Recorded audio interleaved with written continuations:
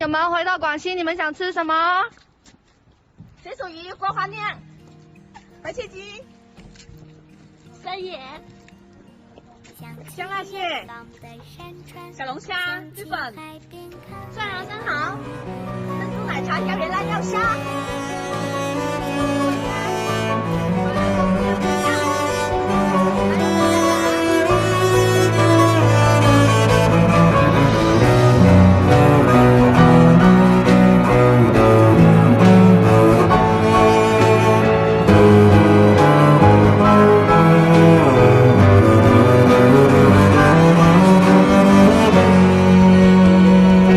안녕하세요. 이 박사입니다. 지난 3월 17일 중국 정부는 후베이성 지역에서 더 이상 새로운 확진자가 나타나지 않았음을 선포하였습니다. 이것은 지난 수개월에 걸친 우한에서 시작된 공포의 사태가 아마도 진정되었음을 선언하는 그런 상징적인 사건이라고 보겠습니다. 중국 정부의 공식 발표에 의하면 가장 최근의 데이터는 화면과 같습니다. 이러한 중국 정부의 통계를 본다면 현재 중국의 상황은 한국보다도 더 감염자 수가 적은 것으로 그렇게 봐야 되겠죠. 이러한 결과를 가져오기 위해서 중국 정부는 전 국민을 격리하다시피 했습니다. 미국이나 유럽의 전문가들 말 맞다나 중국이 아니면 할 수 없는 각종 수단들을 동원해서 사람들이 집을 떠나지 못하도록 그렇게 한 것이죠. 발원지인 우한은 물론 후베이성의 모든 사람들이 집을 떠날 수 없도록 그렇게 하였습니다. 우한에 자가격리되어 있던 사람들은 오늘부터 밖에 나가서 물건을 살 수 있을 것이라고 합니다. 그렇다면 그동안은 어떻게 지냈을까요? 아래 사진을 보면 감염되지 않은 사람에 한해서 가구당 한 사람이 식품을 사기 위해서 나가는 시간 40분을 허용하고 있음을 볼 수 있습니다. 참 대단한 조치죠. 이런 방식이 사람들이 좋아할 리가 없습니다. 그래서 사람들은 검역 당국에 여러 가지로 저항을 하기도 하였죠. 그렇지만 기껏해야 말싸움이지 더 이상 어쩔 방법은 없었습니다. 그리고 실제 중국의 현실을 비춰볼 때 그 많은 사람들이 감염이 되지 않도록 하려면 사실상 격리 외에는 다른 방법이 있을 수 없었죠. 백신도 없고 치료제도 없고 병원에 가고자 하는 사람들은 장사진을 치고 그리고 먼저 의료진부터 쓰러져가는 그런 형국이었으니 말입니다. 지난 동영상에서 말씀드린 바도 있지만 아직 코로나가 전염되지 않은 지역에서는 외부에서 전염자가 올 가능성을 두려워해서 외부인의 유입을 막는 그런 사태도 있었죠. 이 사람들은 자경대를 조직해서 외부로 들어오는 길목을 여러 가지 수단을 동원해서 막기도 하였습니다. 그런가 하면 단지에 있는 집주인들한테 연락을 해서 세입자들이 다 돌아오지 못하게 하라는 그런 것도 있었습니다. 그리고 마을 내에서 발병하는 사람이 발생하면 해당 가구를 봉쇄하는, 그것도 물리적으로 문을 못을 치거나 철제를 이용해서 물리적으로 막아버리는 그런 수단을 사용을 했습니다. 좀 지나치죠. 그렇지만 중국의 시골 사람들 입장에서 자신들의 안전을 담보할 수 있는 방법은 이것밖에 없다고 그렇게 생각을 했던 것도 이해는 됩니다. 한마디로 중국 전역에서 패닉 현상이 발생했던 것이죠. 그렇지만 이렇게 많은 사람, 특히 후베이성 사람들을 이렇게 집안에 모두 가둬놓으니까 곧바로 생필품 부족이라는 현실적인 문제가 닥치게 되었습니다. 물가는 올라가죠. 돈이 있어도 물건이 없는, 이제 이런 사태가 계속이 되니 질병이 아니라 굶주림이 당장 목전의 문제로 떠오르는 그런 일이 발생을 했죠. 그래서 중국 정부는 군대를 동원해서 우한 및 후베이성에 대한 물자를 수송하고 또 배급한다는 이제 그런 정책 결정을 내렸고, 후베이성을 제외한 기타 각성에서 후베이와 우한을 지원하기 위한 물자를 보내도록 이런 조치도 취했습니다. 이 과정에서 중국 적십자사의 부정, 무능, 부패 이런 것들도 튀어나오기도 하였고, 여러 지방정부의 관료들에 의한 부정부패가 폭로되면서 중국 정부는 더 코너에 몰리는 그런 형국이 되었습니다. 그리고 질병에 대한 정보를 제대로 공개하고 있지 않다는 그런 의혹은 국내외로 날로 커져갔고, 특히 해외에 있는 반중, 반체제 인사들 사이에서는 이러한 의혹을 소리 높여 외치고 또 이를 뒷받침하는 여러 정보들을 제공하기도 하였습니다. 이렇게 치료할 의료진이 먼저 쓰러지는 현상이 우한을 중심으로 해서 발생을 하니까 중국 정부는 우한에 의료진을 투입했죠. 물론 의료진들이 자발적으로 투입된 것입니다. 이들 의료진이 우한으로 가는 모습을 보면 거의 2차 대전 때 가미가제 특공대를 연상하기도 하고요. 이들을 환송하는 시민들의 대열은 옛날 우리나라가 월남에 파병할 때 파병 군인들을 연도해서 환송하던 그런 장면도 연상케 했습니다. 그렇게 해서 전 전국에서 의료진들이 수만 명 규모가 투입이 되었죠. 수만 명의 의료진이라니 정말 우리나라 같은 규모에서는 생각하기 어려운 그런 스케일입니다. 그러던 와중에 우한시 정부에서 대규모로 침상을 준비하고 있다는 그런 정보가 퍼지면서 우한의 감염자 수나 사망자 수가 정부 통계와는 달리 엄청난 규모일 것이다 라는 그런 추측들이 돌기 시작을 했습니다. 여기 보여드리는 공문을 보면 준비하고 있는 병상의 숫자가 10만 개에 달합니다. 그러니까 당연히 환자 수가 이 숫자에 접근하고 있는 것이 아니냐 이런 의혹이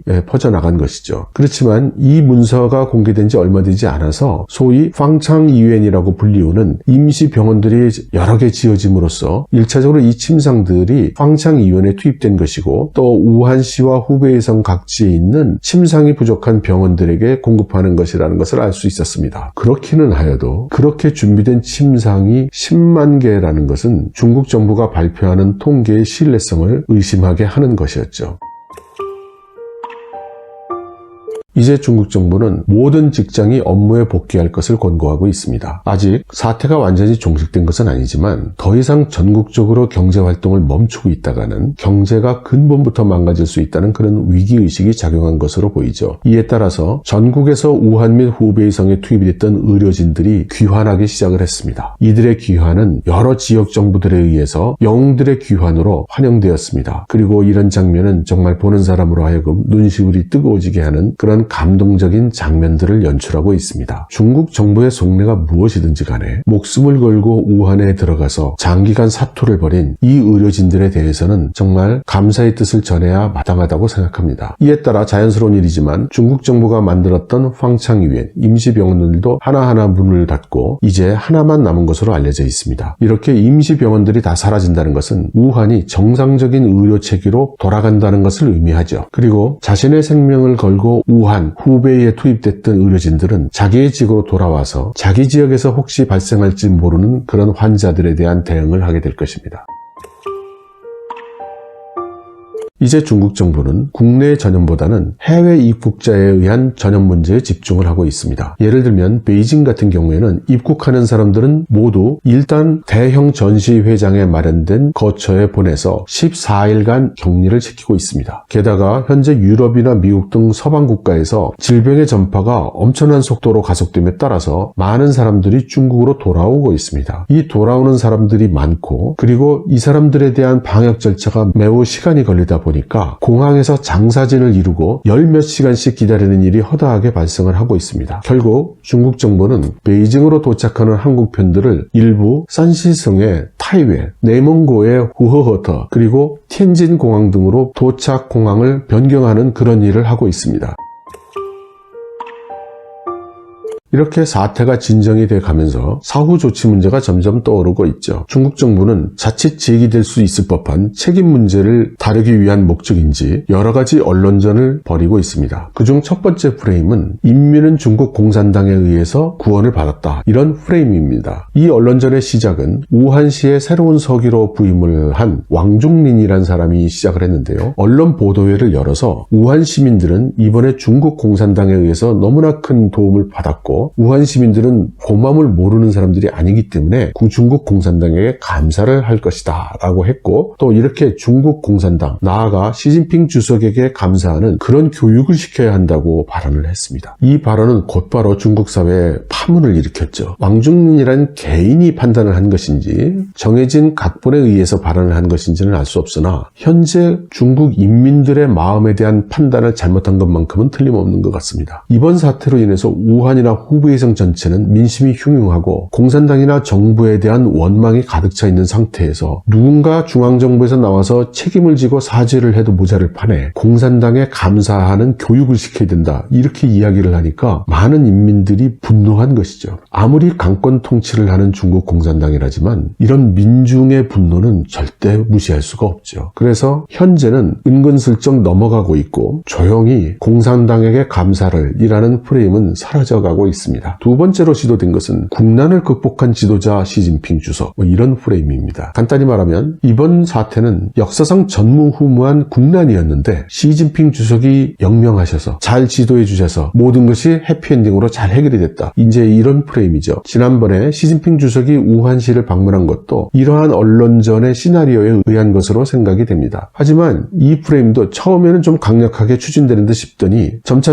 후면으로 물러나고 있습니다. 아무래도 재난을 극복했다는 그런 명제는 이 재난의 원인과 짝을 이루게 마련이고 먼저 시작했던 공산당에게 감사를 이라는 프레임이 철퇴를 맞은 상황에서 국난을 극복한 중국 공산당 식의 프레임은 먹히기가 어려운 것이죠. 그래서 이 두 번째 프레임도 슬금슬금 후퇴하고 있는 것으로 보입니다. 세 번째 프레임으로 등장한 것이 세계를 돕는 중국이라는 프레임입니다. 말하자면 중국은 이제 아주 성공적으로 사태를 극복을 했고 이제 서구 각국을 비롯한 전 세계가 제대로 준비를 못하고 대응을 못해서 갈팡질팡 우왕좌왕인데 중국이 넓은 마음으로 그동안 억울한 소리도 많이 들었지만 슬기롭게 극복한 경험과 기술로 이 나라들을 돕겠다. 우리는 참 대인이야. 이제 이런 프레임입니다. 이 프레임은 상당히 먹히고 있어 보이고 그동안 상처 입은 중국인들의 마음을 달래주고 있는 듯하게 보입니다.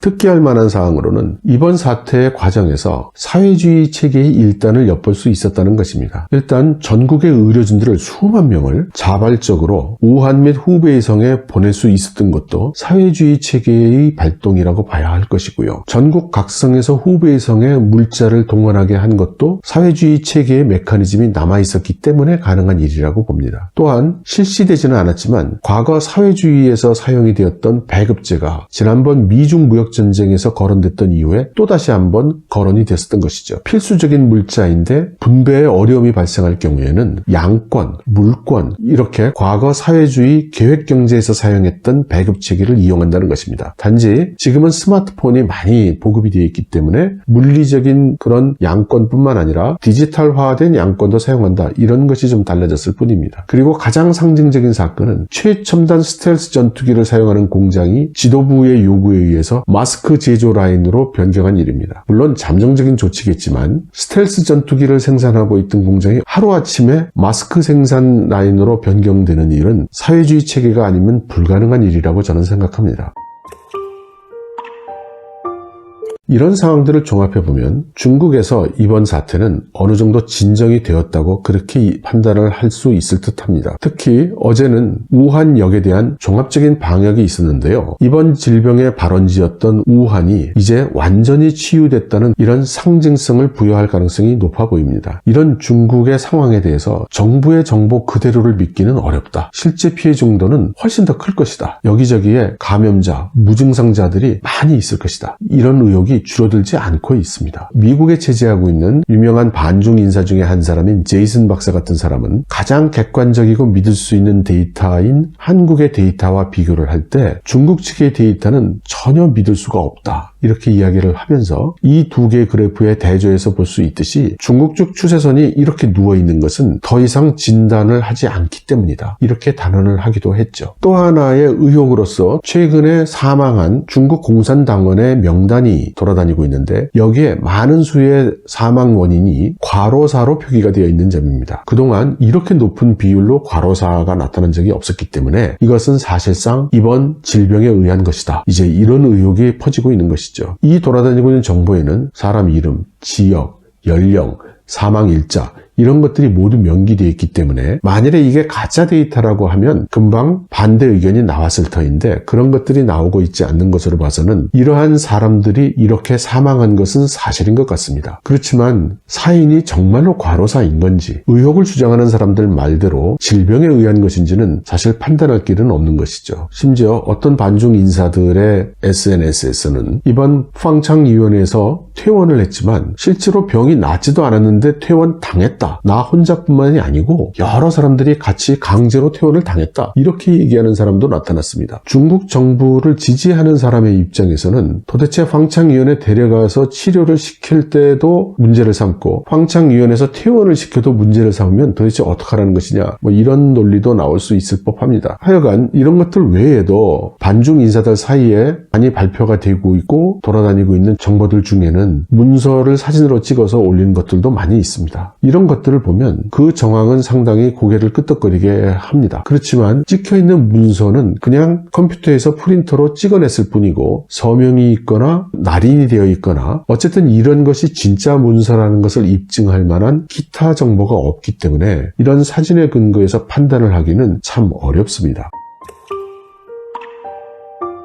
이런 와중에 제가 주목한 것이 있는데, 제니퍼 정, 중국 이름은 정징이라는 여성분인데 인권운동가입니다. 이분이 최근 인터넷상에 공개한 중국 이동통신 가입자 수 데이터입니다. 이분은 이 데이터에서 볼 수 있듯이 2020년 1월 및 2월에 이동통신 사용자의 급속한 감소가 있는데 이것이 이번 질병의 영향이라고 그렇게 시사하고 있습니다. 만일 이 이동통신 가입자 수 변화 데이터가 사실이라면 이런 엄청난 수의 사용자 감소는 다른 원인으로는 설명하기가 어렵다고 저도 생각합니다. 800만 명이 넘는 사용자 수가 감소를 했으니 말이죠. 그래서 이 감소한 수치를 조금 뜯어보았습니다. 먼저 이 800만이 넘는 가입자 수 감소를 모두 이번 질병으로 사망한 사람으로 생각하기는 어렵습니다. 그것보다는 장기간 격리되어 있기 때문에 수입이 없어지거나 또는 통신료를 내지를 못해서 해지를 당한 사람들이 많이 있을 거라고 생각이 됩니다. 반면에 그렇지 않을 수도 있다는 생각이 드는 것이 이번 상황이 발생하고 난 다음에 각 이동통신사들은 특히 우한 및 후베이성에 대해서 통신요금의 면제나 대폭 할인 같은 조치를 취했습니다. 그리고 이번 달 내는 통신요금은 지난달 사용한 통신량에 의해서 과금을 하는 것이기 때문에 당장 1월, 2월에 그렇게 많은 수의 가입자 감소가 일어난 것을 설명하기는 어렵다. 이렇게 볼 수도 있을 것 같습니다. 이 어느 쪽도 선택할 수 없는 상황에서 저는 이렇게 한번 계산을 해보았습니다. 810만 명에 이르는 가입자 수의 감소를 일단은 이번 질병에 감염이 된 사람으로 또는 잠재 감염자로 이렇게 추정을 해보는 것입니다. 그리고 나서 여기에 우리가 알고 있는 사망률을 한번 적용해보는 것이죠. 우리나라도 이제 사망률이 1%를 돌파했습니다만 대략 1%라고 보고 적용을 해보면 약 8만 1000명 정도가 사망하지 않았나라는 이런 추정이 가능합니다. 그렇다고 하면 중국 정부 공식 통계 20배가 넘는 숫자죠. 만일 이 사망률을 이탈리아처럼 높은 사망률 말고 이제까지 평균치라고 알려졌던 3%를 계상한다면 24~25만 명에 달한다는 그런 결론이 됩니다. 그리고 이 숫자는 제가 지난번에 우한시의 시신 화장 능력을 기초로 한 분석에서 나온 숫자와 대체로 일치합니다. 저로서는 이런 숫자가 사실이 아니기를 바라지만 상당히 암울하게 하는 그런 데이터의 일치라고 생각하지 않을 수가 없습니다. 어떤 분들은 제가 너무나 중국 정부의 입장을 대변한다고도 말씀을 하시지만 꼭 그런 것은 아닙니다. 저도 중국 정부가 발표하는 통계를 곧이곧대로 받아들이기는 어렵다고 생각합니다. 예를 들어 이탈리아의 경우 지금 감염자 발생하는 속도를 보면 아무런 준비가 되어 있지 않았던 우한에서 최초 발생했을 때의 전파 속도는 이탈리아보다도 높아야 정상이 아닌가 하는 그런 합리적 의심도 가지고 있습니다. 그렇다고 해서 아무 근거 없이 의심스럽기 때문에 받아들이지 않는다 이런 입장을 취할 수는 없고 다른 어떤 분들이 주장하는 것처럼 중국의 사망자 수가 수십만이다 수백만이다 하는 그런 말을 근거 없이 그대로 받아들이기도 어렵습니다. 지금 세계 각국의 현황을 보면 감염자 수가 1000명, 2000명만 돼도 이렇게 난리입니다. 벌써 국가의 의료체계가 흔들린다 이런 말이 나오고 있지 않습니까? 만일 우한에서 수십만 명의 감염자가 비교적 짧은 기간에 전파돼서 나타났다면 아무리 중국 공산당 정부가 정보를 통제하려 한다 해도 이 정도로 완벽한 정보 봉쇄가 가능했을까? 저는 의구심을 갖습니다. 그래서 저는 저 자신도 확신을 가질 수 없는 숫자이긴 하지만 일전에 시신 처리 능력에서 분석한 숫자 그리고 그 후에 기간이 좀 더 있었기 때문에 조금 더 늘어나게 나타난 이번 이동통신 가입자 수의 감소에 의한 숫자 이것들을 고려해서 약 8만 명에서 25만 명 정도의 사망자가 우한에서 발생했을 수 있다라고 잠정적인 중간 결론을 내려봅니다. 물론 이 제니퍼 정이 제시한 이동통신 가입자 수가 아직 그 정보의 신뢰도가 확보된 것이 아니기 때문에 정확한 추론이 아닐 수 있습니다.